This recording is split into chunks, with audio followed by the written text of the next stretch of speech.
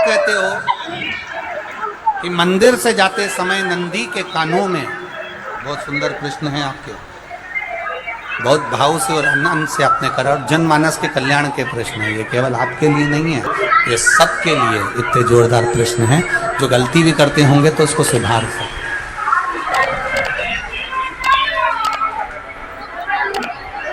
आपने कहा कि नंदी के कानों में कहना चाहिए, लोग हंसते हैं, कहते हैं बताओ वो नंदी के कानों में भगवान को कहना चाहिए।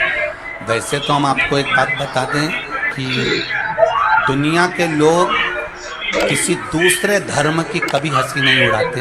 दुनिया के लोगों को दूसरे का धर्म अच्छा लगता है। दुनिया के लोग सबसे ज्यादा हंसी उड़ाते हैं तो हमारे सनातन धर्म की ही उड़ाते हैं, और जी खुद उड़ाते हैं, दूसरा उड़ाने वाला नहीं होता। दूर के ढोल हमें समझ में आते हैं, उसका धर्म हमें समझ में आ गया, उनके क्या है ऐसा है, आओ कुछ नहीं, उनके धर्म में ऐसा है, कितना आनंद हमें दूसरे के धर्म में लग रहा है, और हमारा सनातन धर्म हमको बुरा लगता है। हमारे सनातन धर्म हमें बुरा लगने लगा। अरे भाई, लोग कहते हैं कि नंदी के कान में कहते हो, ये कोई हमारे पुराणों में या शास्त्रों में लिखा है? भगवती बहन साहू, आपको धन्यवाद देना चाहूंगा और एक बात कहना चाहूंगा, जितनी भी शिव महापुराण के अंतर्गत चाहे उपाय जो बताए जाते हैं कि बेलपत्री ऐसे चढ़ाना, काली मिर्च ऐसे चढ़ाना, चावल ऐसे चढ़ाना, धतूरा का क्या महत्व है, शमी के पत्ते का क्या महत्व है, बेलपत्री के पत्ते का क्या महत्व है, ये जितनी भी बातें बताई जाती हैं ये सब पुराण के अंतर्गत से बताई जाती है। अब दुनिया के लोग इसको चाहे टोटका कह दें, चाहे दुनिया के लोग इसे टोना कह दें, पर पुराण से हटकर कुछ नहीं। और आप लोगों को अगर बोला है कि नंदी के कान में कहकर भगवान शंकर के मन में बात पहुंचे, तो ये क्यों कहा, तो ये भी हमारी शिव महापुराण में लिखा है, जलंधर के चरित्र में। कोई आपसे कहे कि नंदी के कान में बोलने से क्या होता है, ये जलंधर का चरित्र कह रहा है। मां पार्वती जी का हस्त कमल पकड़कर जलंधर लेकर जाने लगा।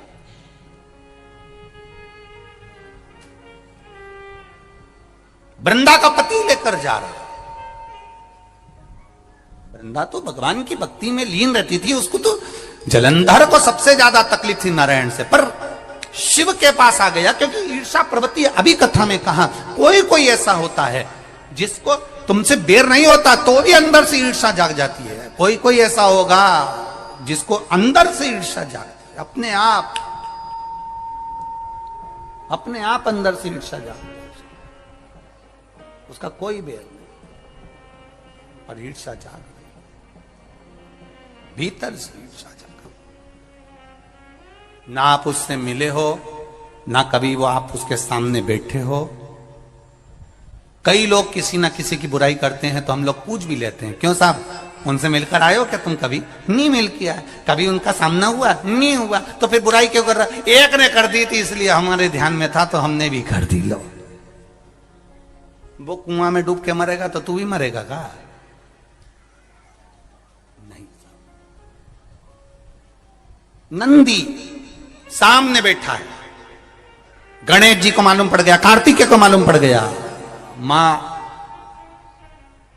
पार्वती जी का हस्त कमल जलंधर ने पकड़ लिया और लेकर चला। मालूम पड़ गया, तब नहीं रहा गया। गणेश जी को क्रोध आ गया और गणेश जी महाराज आए, शिव जी को जगाने लगे, पिताजी पिताजी पिताजी कर कर जगाया, उठो पिताजी, पिताजी उठिए, पिताजी जागिए, पिता को जगा रहे हैं। भगवान शंकर नहीं उठे, तप में लीन थे। क्या करें हम? जलंधर के पास में इतना बल है, इतना बल है, और पिता की आज्ञा नहीं होगी तो हम कैसे मार देंगे इसको? मारने को तो मार दें। मां ने आज्ञा करी थी कि जलंधर उसको तारकासुर को मार दो, तो कार्तिकेय ने तारकासुर को मार दिया। शिव जी की आज्ञा नहीं तो हम इसको कैसे मारें, क्या करें?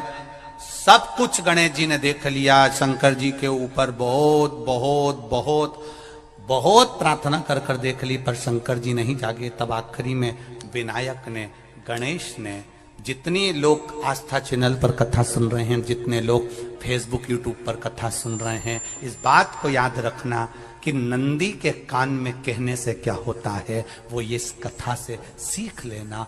आखिरी में गणेश जी को लगा किसको कहूं, शंकर जी भी तप में हैं, नंदी भी तप में हैं, मैं किसको कहूं? शिव जी को कह के कर थक गया, पिताजी को बोल बोल कर थक गया, पिताजी जागते नहीं। अब मैं किसको कहूं ये बात, किससे कहूं?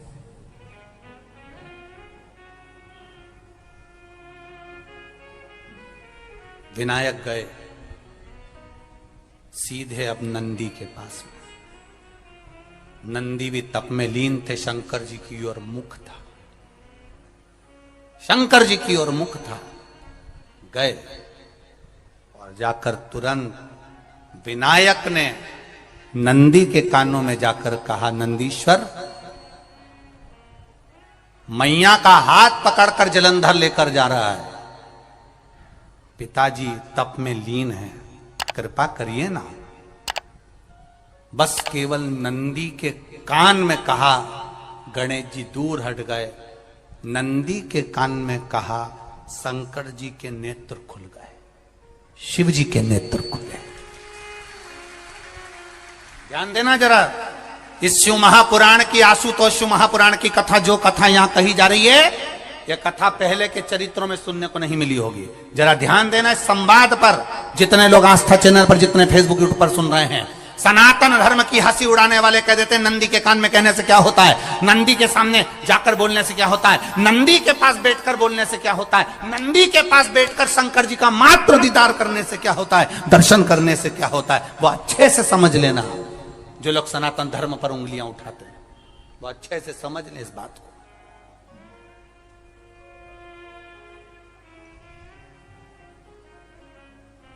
क्या होता है,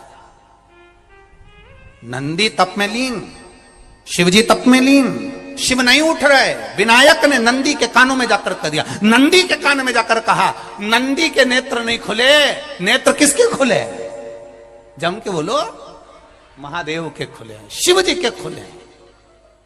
ये मन का तार। नंदी शंकर की आराधना कर रहे थे, शिव अपनी भक्ति में डूबे थे। यहां कहा, यहां पहुंचा, जो दिल में था उस तक बात पहुंच गई। नंदी के दिल में शिव थे, तुम कहे, नंदी ने शंकर तक बात पहुंचा दी। वो सूत्र जो बंधा था दिल से दिल तक का, वो पहुंच गया। वो सूत्र जो दिल से दिल तक बंधा हुआ था, मन से बंधा हुआ था, खबर वहां तक पहुंच गई, खबर पहुंच गई। उसको जानो, लुटाइए, ये मौका मिला है आनंद का, दिल से प्रेम लुटाओ। नंदी से कहा, नंदी ने देवादिदेव महादेव से नहीं कहा, केवल नंदी आंख बंद कर कर बैठे थे।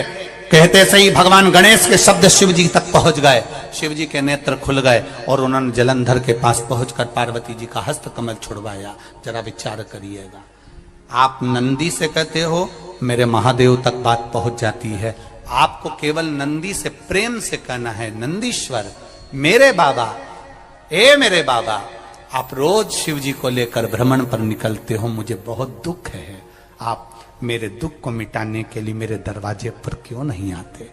नंदीश्वर से कहा, शिव जी तक बात पहुंच जाएगी, शंकर के नेत्र आपके लिए खुल जाएंगे और महादेव आपके यहां खड़ा मिलेगा, मेरा महादेव आपके पास में खड़ा मिलेगा।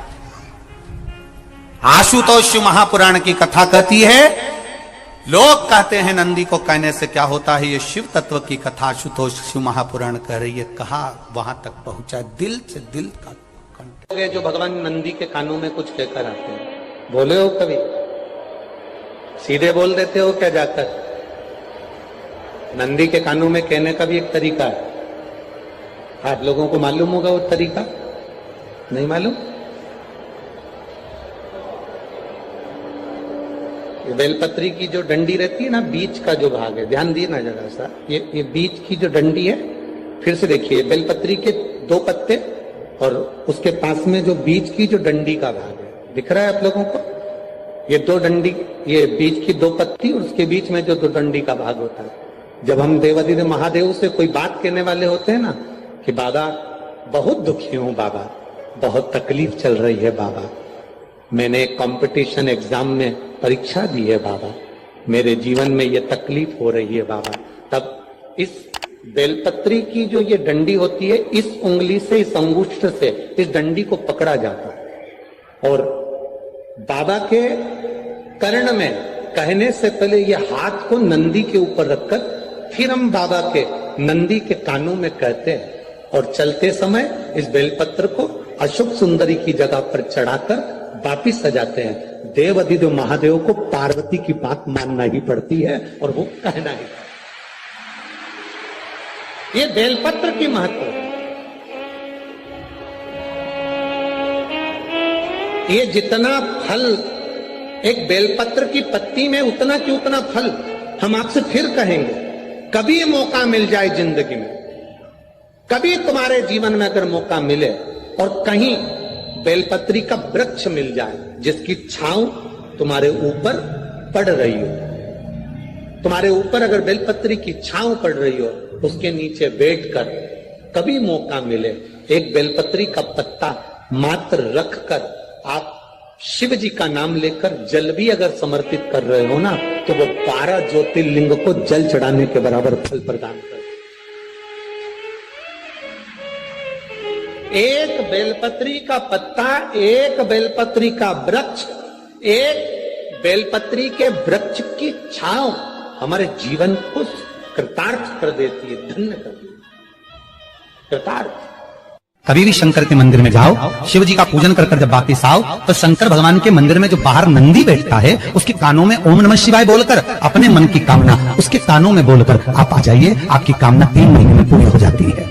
नंदी के ईश्वर भगवान का स्मरण करिए। अगर 7 बेलपत्र आप शंकर को समर्पित करते हो तो 1 बेलपत्र नंदी भगवान पर भी अवश्य समर्पित करें। नंदीश्वर